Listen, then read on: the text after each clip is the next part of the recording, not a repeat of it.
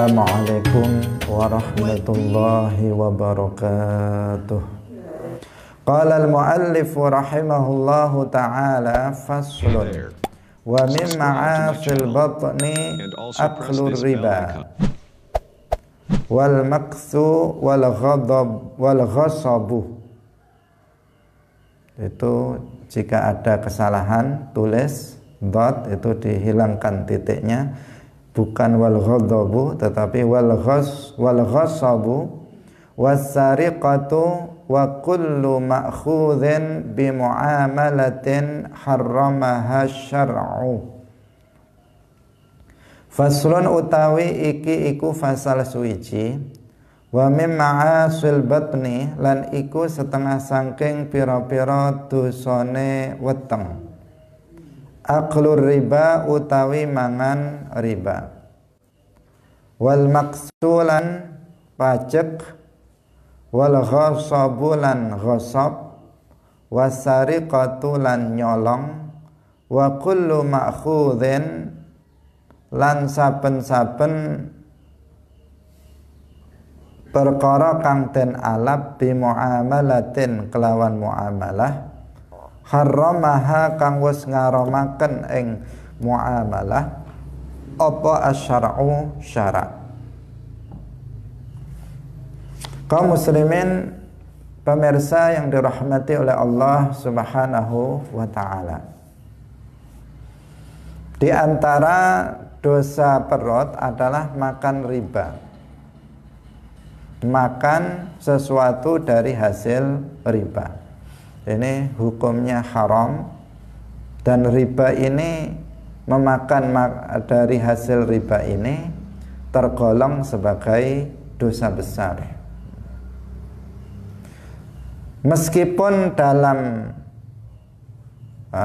kitab ini disebutkan aklur riba karena memang sedang membicarakan tentang dosa perut, tetapi yang haram dalam riba itu bukan hanya memakan hasil ribanya saja, tetapi seluruh yang terkait dengan riba itu adalah haram.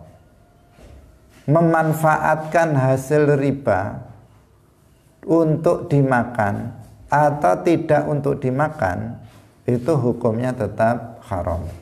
Misalnya hasil riba untuk beli pakaian, haram hukumnya.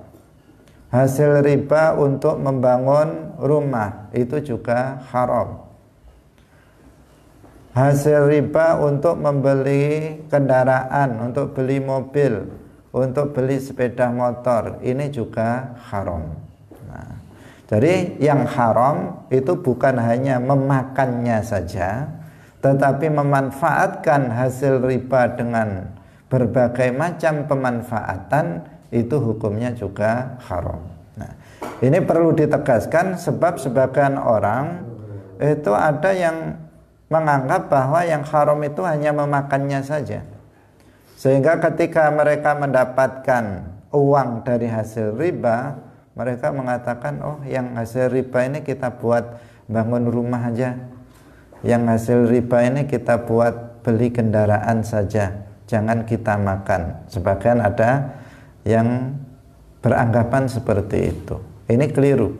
Nah, di sini dikatakan makan riba karena apa? Karena memang membahas tentang dosa perut, nah, yaitu memakan hasil dari riba. Tetapi yang haram itu bukan hanya memakannya, tetapi juga memanfaatkannya dengan berbagai macam manfaat.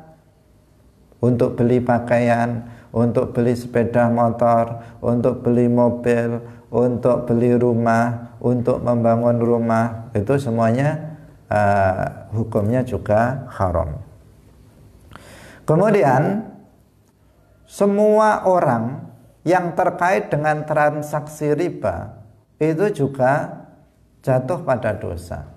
Jadi bukan hanya orang yang melakukan transaksi akad riba, tetapi semua orang yang terkait dengan transaksi riba ini juga jatuh pada dosa. Nah, misalnya orang yang sekretarisnya yang mencatat atau saksi yang menyaksikan transaksi tersebut. Nah, ini semuanya juga kena dosa. Nah, karena dia membantu orang lain untuk melakukan perkara yang diharamkan. Sehingga dalam hadis Rasulullah Shallallahu Alaihi Wasallam bersabda, la'ana Rasulullah Shallallahu Alaihi Wasallam akilar riba wa mukilahu wa katibahu wa syahidaihi. Rasulullah Shallallahu Alaihi Wasallam itu melaknat orang yang menggunakan harta riba.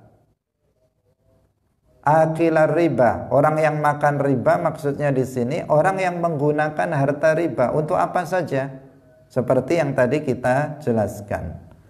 Wa mukilahu, dan orang yang memasok riba. Wa katibahu, dan orang yang menulis riba, sekretaris yang menulis akad riba itu. Wa syahidaihi, dan dua saksi yang menjadi saksi dalam transaksi riba tersebut. Semuanya jatuh kepada dosa, karena dalam hadis ini disebutkan Rasulullah melaknat mereka. Artinya Rasulullah mendoakan mereka jauh dari rahmat Allah. Dan jika ada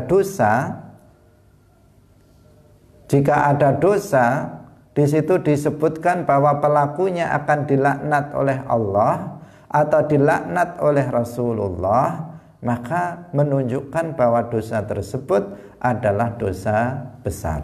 Ini salah satu tanda. Jadi untuk membedakan ini dosanya termasuk dosa kecil atau dosa besar. Salah satunya apabila dalam Al-Quran itu disebutkan bahwa pelakunya akan dilaknat atau mendapatkan azab yang pedih, azab yang berat. Dalam hadis juga demikian, disebutkan bahwa pelaku dosa tersebut itu akan mendapatkan siksa yang berat atau akan dilaknat pelakunya. Maka menunjukkan bahwa dosa tersebut tergolong sebagai dosa besar. Seperti di sini, orang yang memanfaatkan harta hasil riba itu dikatakan la'ana Rasulullah, Rasulullah akan melaknat mereka. Artinya apa?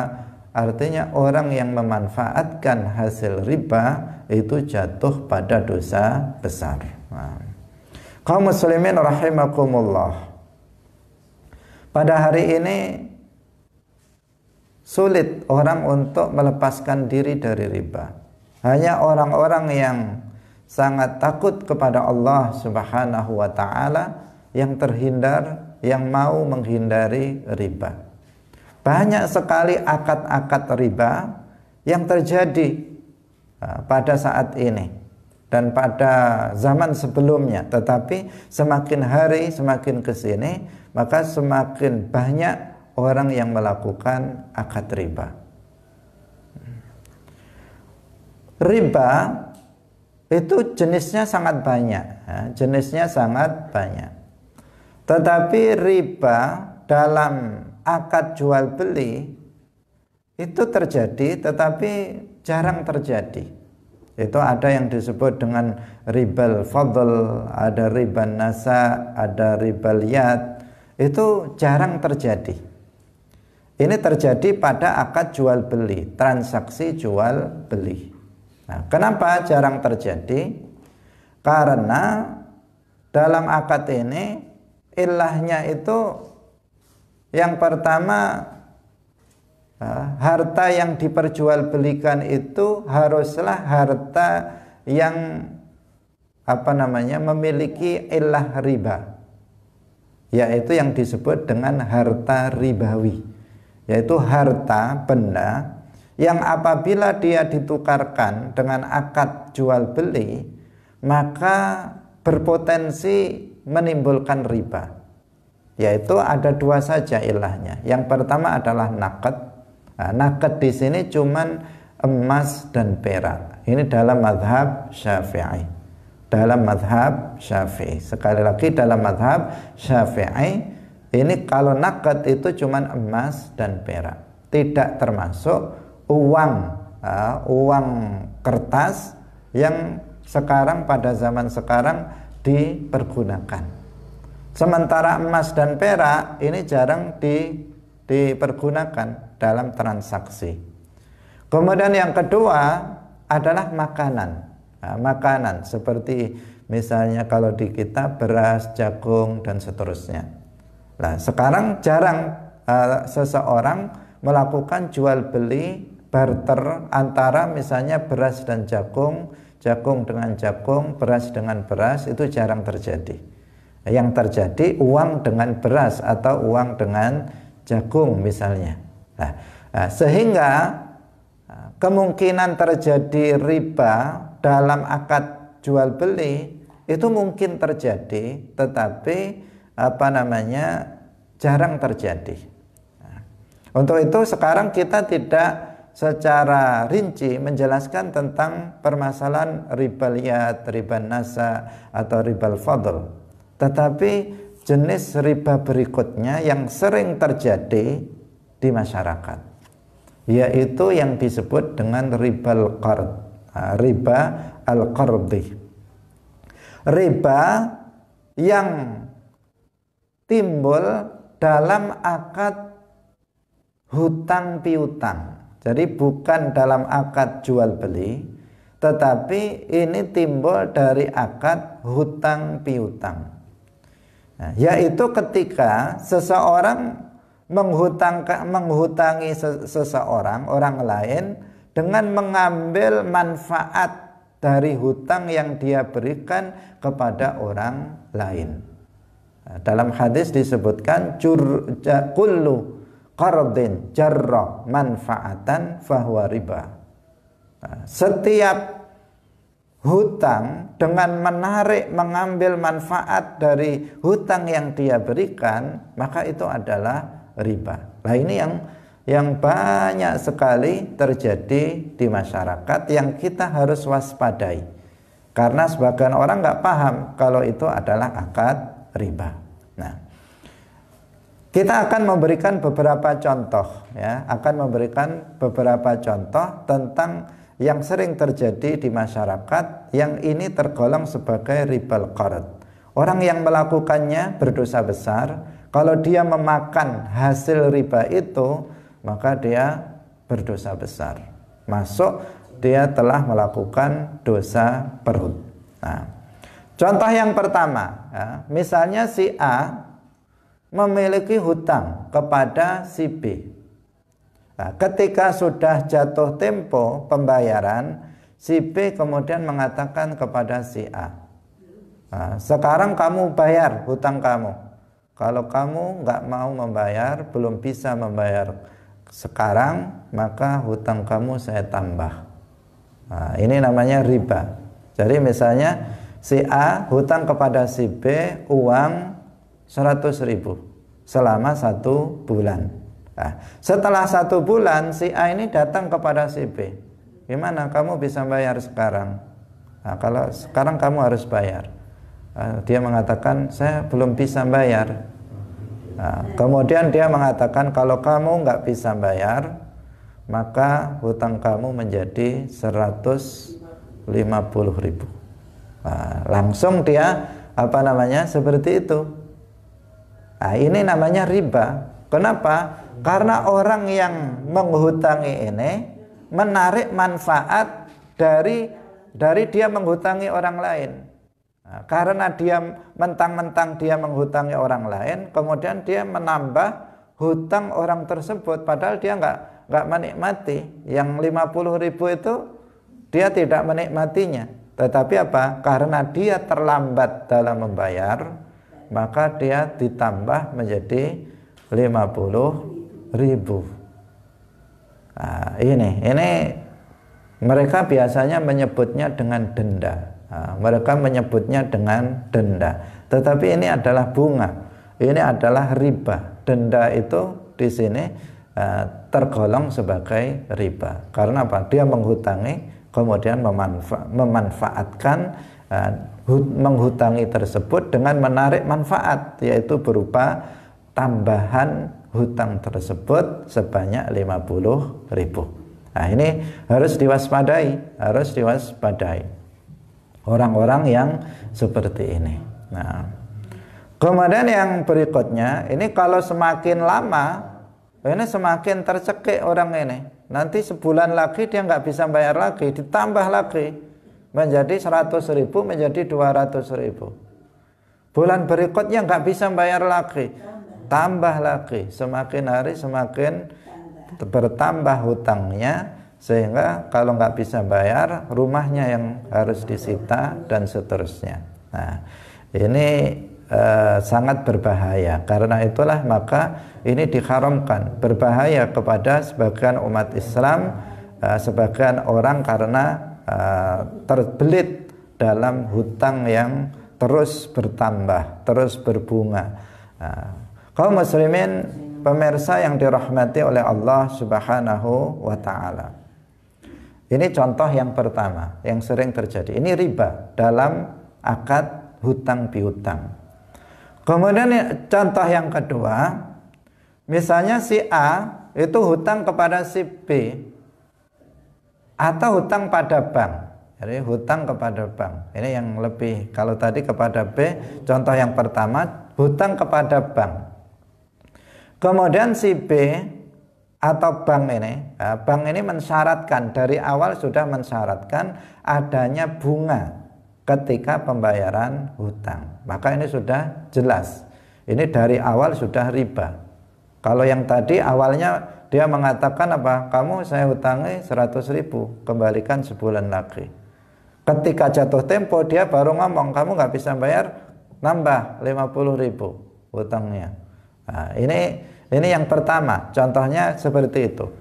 Kalau yang dengan bank ini biasanya dari awal, ini setiap bulan kamu membayarnya ditambah 5%, 2%, meskipun 1% pun kecil pun, atau kurang dari 1%, kalau ada syarat di depan untuk menambahkan menambahkan bunga dari hutang yang sebenarnya, maka ini termasuk riba. Nah, jadi pada umumnya bank-bank konvensional itu ada praktek riba ini. Nah, karena mereka menarik keuntungan itu dari bunga ini. Nah, ketika mereka menghutangi orang lain, maka dia mengambil bunga. Sementara kalau ada orang menabung, berarti orang yang menabung ini yang menarik manfaat dari bank. Jadi orang yang menabung ke bank, uangnya 5 juta dia menabung. Setiap bulan akan berbunga itu. Sementara bank itu menghutangkannya kepada orang lain. Lah orang lain itu dia menarik bunga dari orang lain itu. Jadi banknya dia dapat keuntungan dari bunga. Orang yang menabung dia juga menarik manfaat dari dia menghutangi kepada bank. Begitu seterusnya. Sehingga disinilah ini terjadi praktek riba di situ. Nah, karena itu harus berhati-hati, apalagi seseorang dalam pihak yang berhutang kepada bank. Itu harus berhati-hati. Berhati-hati maksudnya ya dihindari, karena di sini hukumnya termasuk haram. Bukan berhati-hati dalam hal dampak saja. Sesuatu yang haram itu biasanya apa? Itu akan membawa madarat yang besar dalam kehidupannya. Kalau seseorang sudah berani untuk hutang kepada bank, ini sulit untuk menjadi orang yang tentram hidupnya. Karena hasil berapapun dia setiap bulan, dia harus membayar dan menambah lagi dari hutang yang semestinya. Nah, tetapi seandainya dia mau qanaah, nerima dengan apa yang Allah berikan untuk dia, maka di sini seseorang akan tenang, meskipun dia harus cuma naik sepeda motor yang jelek misalnya, atau dia harus pakai rumah yang biasa, pakaian yang biasa, makan biasa-biasa saja, tetapi dia akan senang. Tetapi apabila seseorang memiliki tanggungan cicilan ke bank yang selalu bertambah, nah ini apalagi kemudian nggak bisa bayar, ini tadi ditambah lagi denda, itu lama kelamaan rumahnya bisa habis, sawahnya bisa habis, semuanya bisa habis. Ini madharatnya, bahayanya ketika seseorang berani untuk bank. Nah, biasanya orang yang seperti ini itu orang yang apa? Orang yang hubbud dunya, yang dalam hatinya itu selalu cinta kepada dunia, pengen cepat kaya. Ini yang masalahnya, pengen cepat kaya. Nah, yang jadi masalah itu orang nggak sabar, mestinya dia kayanya itu ya pelan-pelan lah, kerja pelan-pelan, kemudian terus ditingkatkan, menabung dan seterusnya, akhirnya bisa kaya, tetapi lambat. Nah ini pinginnya cepat, kalau bisa itu ya sekarang kaya. Nah, sehingga apa? Sehingga dia Dia untuk modal usaha dia harus hutang ke bank biar cepat besar usahanya. Kalau usahanya modalnya cuman kecil-kecilan seadanya, ya lama ini, menunggu berapa tahun ini. Sementara dia pengen tahun ini juga jadi orang kaya. Nah ini yang jadi masalah, pengen cepat kaya. Nah, akhirnya apa? Akhirnya dia pun hutang modalnya yang itu berbunga. Kalau usahanya kemudian berhasil, maka dia bisa membayarnya, meskipun dia tetap jatuh pada dosa.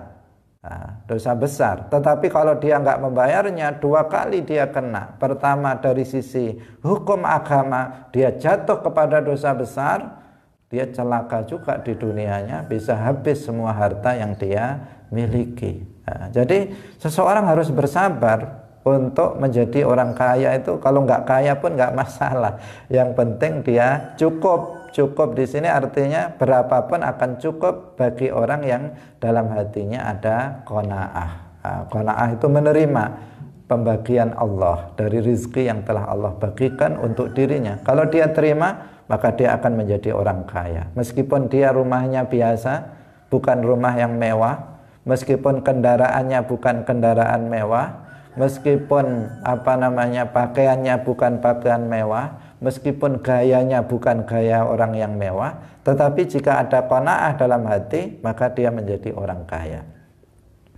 Nah, sekarang banyak orang kaya itu yang kaya juga dengan hutang di bank. Jangan dikira tidak. Nah, terkadang sebagian kita itu melihat, wah orang itu kok mobilnya baru, ternyata hutang, itu semuanya adalah hutang. Mobilnya baru, sepeda motornya sedikit-sedikit baru, kemudian rumahnya mewah. Nah, ternyata yang punya pusingnya 7 keliling. Kenapa? Semuanya hutang, semuanya kredit, dengan kredit yang dengan cara ada bunganya. Hutang yang berbunga, yang ini termasuk riba. Orang itu nggak akan setenang orang yang kehidupannya seperti kita, tidak punya tanggungan.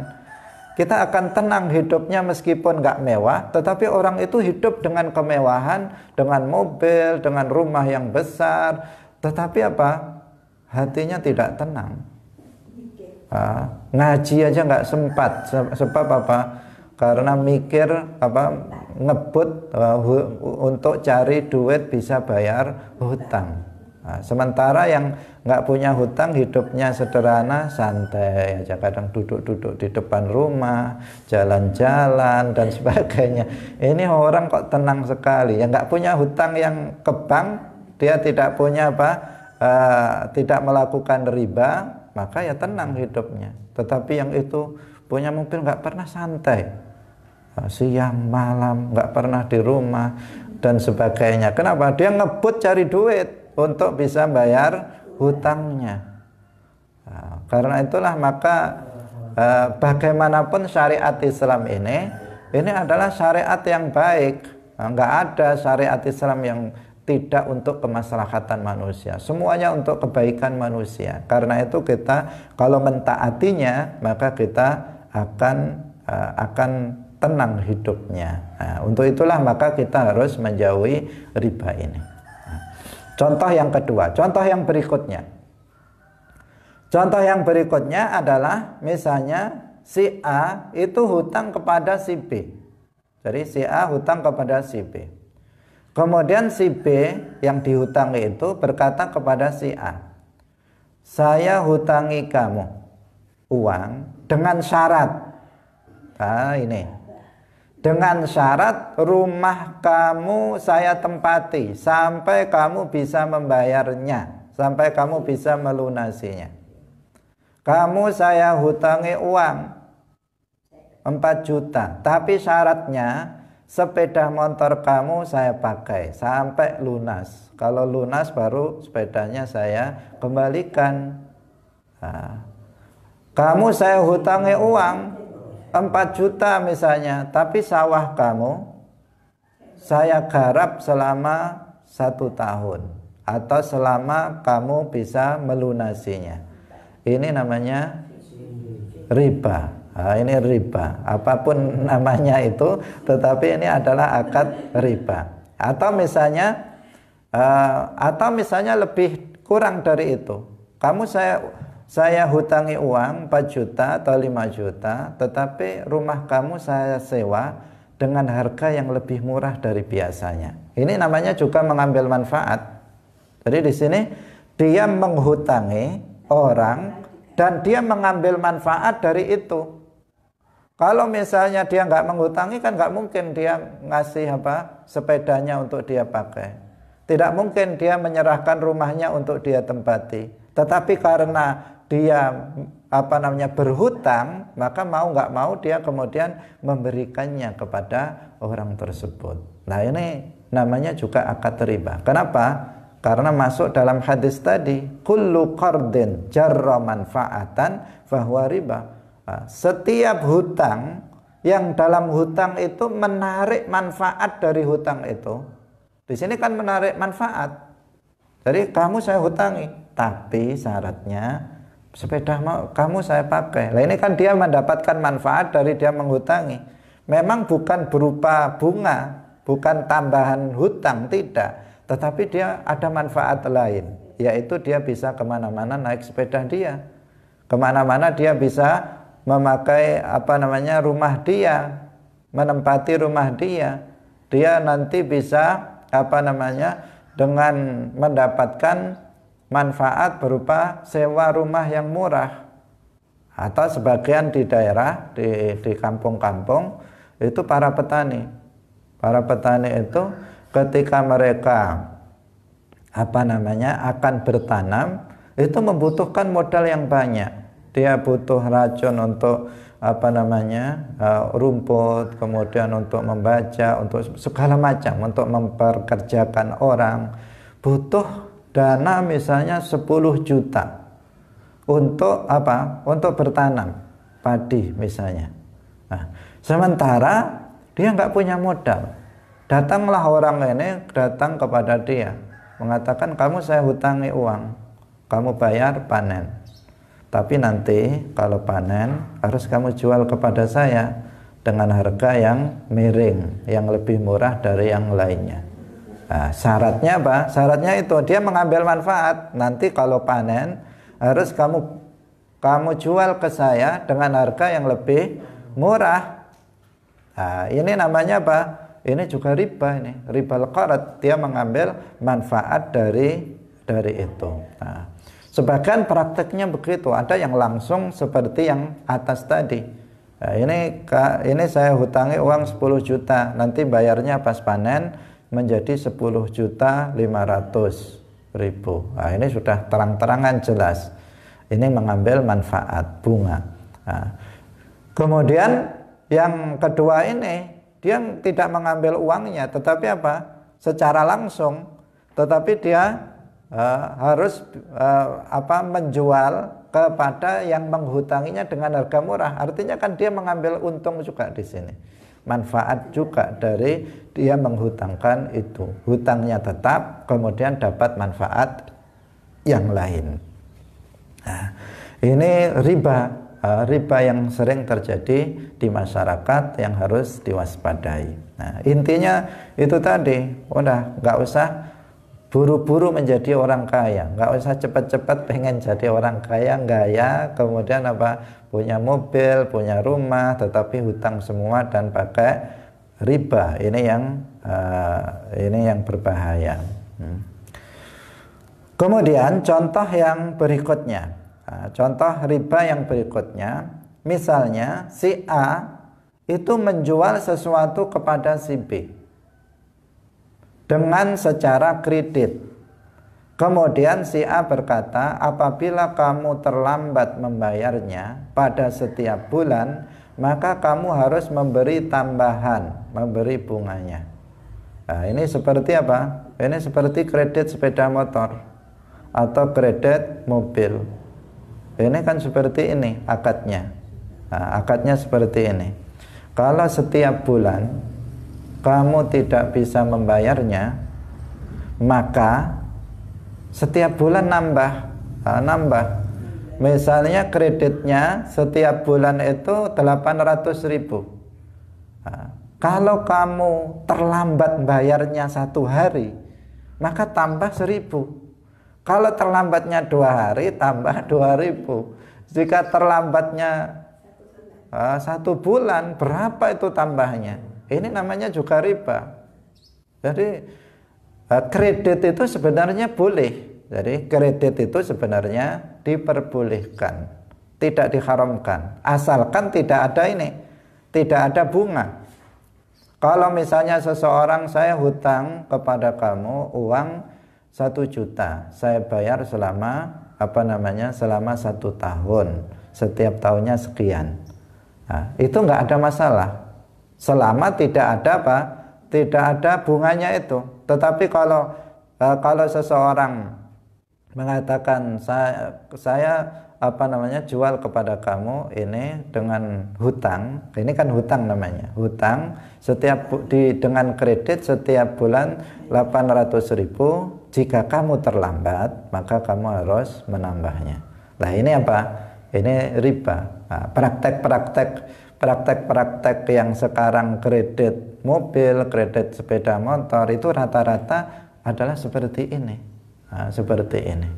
Nah, maka gimana kita bisanya kredit ya? Nah, nggak bisa kalau beli sepeda motor secara langsung. Nah, di sini ada cara sebenarnya yang bisa dilakukan, tetapi tetap kalau bisa tetap dihindari. Ini bagi orang terjepit saja. Ini untuk orang-orang yang terjepit. Bagi yang tidak terjepit dalam keadaan normal, ya sebaiknya dihindari. Karena hasilnya tetap sama, meskipun yang satu halal, yang satu haram. Yaitu dengan cara akadnya dirubah menjadi jual beli. Jual beli. Tadi kan kita katakan di awal bahwa ini kalau hutang piutang ini menjadi haram tadi, menjadi haram seperti yang baru saja kita jelaskan. Tetapi bisa menjadi halal manakala akadnya, transaksinya itu diganti dengan jual beli uang. Karena uang itu dalam mazhab Syafi'i, karena dalam mazhab lain ini beda nanti. Ini dalam mazhab Syafi'i, kita mengikuti pendapat mazhab Syafi'i. Uang ini tidak ada ilah ribanya, bukan mal ribawi, bukan harta yang bisa memungkinkan ada riba di situ.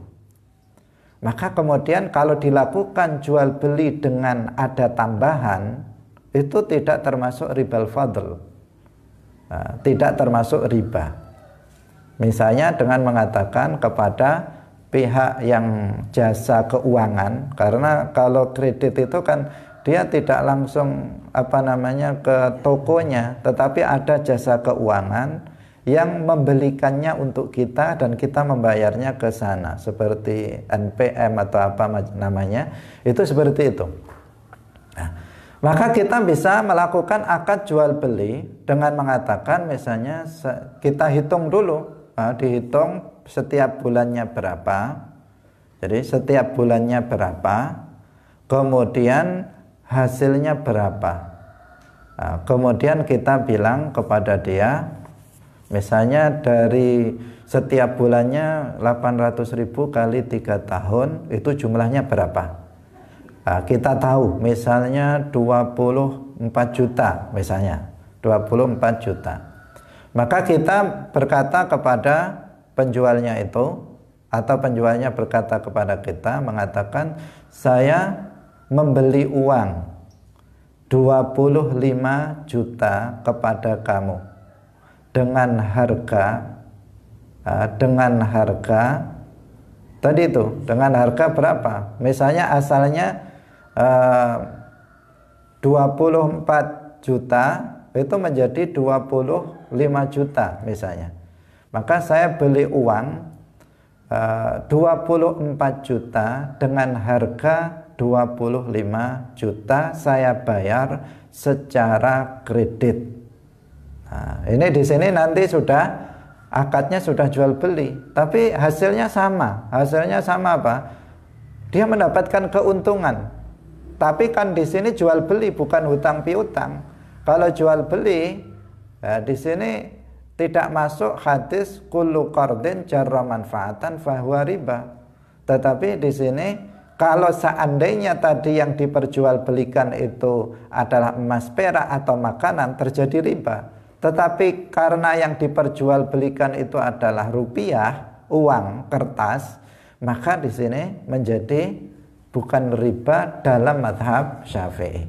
Karena kalau dalam mazhab lain, uang itu disamakan dengan emas perak, memungkinkan juga terjadi riba. Tetapi kalau dalam mazhab Syafi'i itu tidak. Sehingga kalau ada seseorang hari raya, seseorang di jalan-jalan ada orang jual uang, ada orang jual uang baru untuk membuat untuk sangu anak-anak kecil. Itu bagaimana? Kalau akadnya itu jual beli, itu tidak haram. Misalnya saya beli uang 100.000 dengan harga 110.000. Saya beli uang 100.000 dengan harga 110.000. Itu nggak ada masalah. Kenapa? Akadnya jual beli dan dalam uang tidak ada riba. Kalau kita mengikuti mazhab Syafi'i, karena uang tidak disamakan dengan emas atau perak. Nah, ini jalan keluar solusi biar kita nggak kena haram, biar kita tidak jatuh pada dosa. Tetapi kalau bisa dihindari, karena apa? Karena di sini tetap namanya hutang sekian bertambah beli sekian bertambah sekian, itu pasti akan memberatkan orang tersebut. Nah, tetapi dalam keadaan terjepit, seseorang bisa memanfaatkan solusi ini untuk menghindari riba. Karena pada zaman sekarang sangat sulit untuk menghindarinya. Tetapi orang yang qanaah, orang yang dalam hatinya menerima apa yang Allah berikan kepadanya, berapapun, maka dia tidak akan terjerat di sini. Dia tidak akan terjerat di sini. Kaum muslimin pemirsa yang dirahmati oleh Allah Subhanahu wa taala.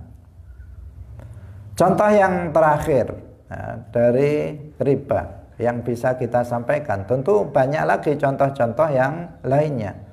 Kaidahnya pokoknya kalau ada orang menghutangi, kok dia narik manfaatnya berupa apa saja, maka ini namanya riba. Ribanya namanya ribal qard, riba dalam akad hutang piutang. Si A menghutangi uang pada seorang petani. Oh, ini tadi sudah kita sampaikan, untuk modal bertani. Jadi untuk modal bertani. Kemudian si A ini berkata, kamu saya hutangi uang dengan syarat kamu jual hasil panennya kepadaku dengan harga yang lebih murah. Nah, ini juga riba. Ini banyak sekali. Yang kelima ini banyak terjadi. Nah, semua yang kita sebutkan tadi itu sering terjadi. Karena itulah maka kita semuanya harus berhati-hati, terutama di masa sekarang ini. di masa sekarang ini. Terkadang seseorang sulit untuk menghindarinya, untuk menghindari praktek ini. Bahkan sebagian orang sekarang kalau dia tidak memiliki rekening bank itu dianggap ketinggalan zaman. Itu saking besarnya fitnah pada masa sekarang ini. Padahal justru orang yang seperti itu menandakan bahwa dia adalah orang yang berhati-hati, orang yang berhati-hati, yang wara', yang ingin menghindari. Tetapi bagi seseorang yang tidak ada jalan lain untuk menerima haknya kecuali dengan jalan itu, maka ini diperbolehkan sekedar untuk mengambil saja. Misalnya seorang pegawai negeri atau dia seorang yang uangnya itu ditransfer lewat bank itu, dia tidak bisa mengambilnya lewat jalan biasa, tapi harus lewat itu. Maka di sini dia begitu dia masuk langsung harus dia ambil. Jangan diletakkan sehingga kemudian berbunga. Dia hanya sebagai alat untuk mengambil hak dia. Ini. Tetapi bagi orang yang berhati-hati lagi, itu juga takut hal-hal yang seperti itu. Karena itu sebagian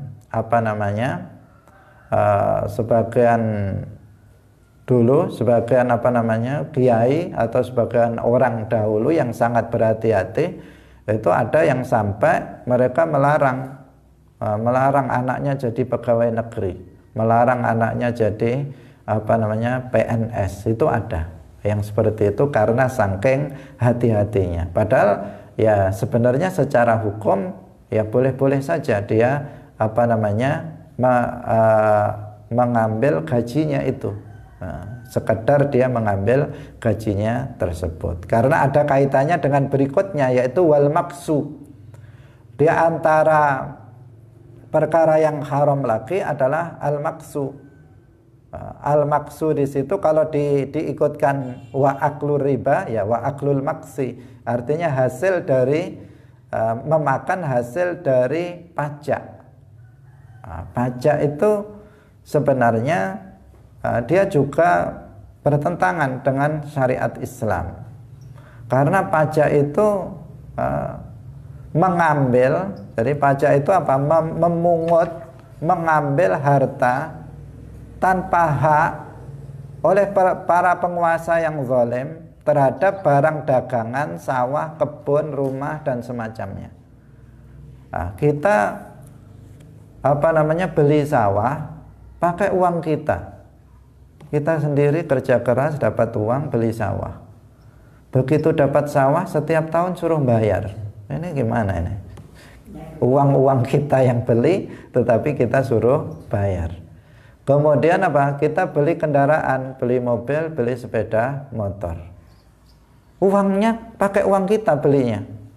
Begitu setiap tahun kita suruh bayar kepada penguasa terhadap barang milik kita sendiri. Kita bangun rumah, rumahnya kita sendiri yang beli, tanahnya kita yang beli, yang bangun kita, pak tukangnya yang bayari kita. Bukan pemerintah yang membantu membangunkannya. Tetapi begitu sudah jadi kita suruh bayar setiap tahun. Nah, maka ini sebenarnya nggak sesuai dengan ketentuan Islam, nggak sesuai, nggak boleh yang seperti itu. Dia nggak punya andil apa-apa, tetapi dia kemudian meminta sesuatu dari kita.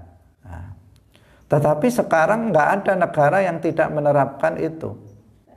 Itu semua negara, hampir semua negara itu menerapkan pajak ini untuk sebagai pemasukan negara. Karena itu maka kita tidak berkutik sebagai rakyat, itu kita tidak berkutik. Karena kalau kita tidak membayarnya, maka kita bisa dipersulit untuk mengurus sesuatu. Maka di sini ya kita bayar, tetapi dalam hati tetap mengatakan ini sebenarnya haram, tetapi saya membayarnya secara terpaksa. Jangan lupa untuk niat seperti itu. Tetap dibayar, tetapi dalam hati kita mengatakan ini sebenarnya nggak sesuai dengan ketentuan Islam, tetapi kita tetap ingkar, tetapi kita tetap membayarnya. Karena ini kita nggak bisa berdaya di sini, karena menyangkut hal-hal yang lainnya. Kaum muslimin pemirsa yang dirahmati oleh Allah, karena itu masyarakat itu kalau suruh bayar pajak sulit sekali. Karena merasa apa sih, salah saya kok suruh bayar, orang kita nggak ngapa-ngapain tetapi ditarik, itu paling susah biasanya. Karena mereka merasa nggak ada andil orang lain dalam apa yang dia miliki. Itu. Tetapi jika kemudian tadi kita katakan memang ketentuan negara itu seperti itu dan semua negara itu begitu, itu untuk pembangunan jalan, digunakan untuk pembangunan jalan, digunakan untuk pembangunan jembatan, digunakan untuk pembangunan ini dan itu untuk kemajuan negara, maka kita bayar, tetapi dalam hati kita tetap mengingkari apa yang kita lakukan itu. Ini penting untuk kita mengetahui hal tersebut. Kaum muslimin pemirsa yang dirahmati oleh Allah Subhanahu wa taala. Jadi ini tertulis dalam kitab ini. Dalam kitab ini tertulis al-maqas. Al-maqas itu adalah harta yang diambil dari orang lain tanpa hak oleh penguasa yang zalim dari barang dagangannya. Misalnya dia berdagang di pasar, tiba-tiba ada orang keliling.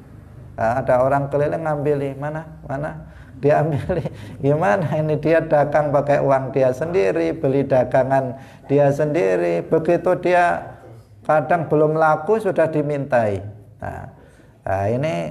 Ini juga sesuatu yang tidak dibenarkan dalam Islam. Islam itu menghargai hak-hak hak-hak orang lain. Itu. Yang selanjutnya adalah ghasab. Satu lagi ghasab.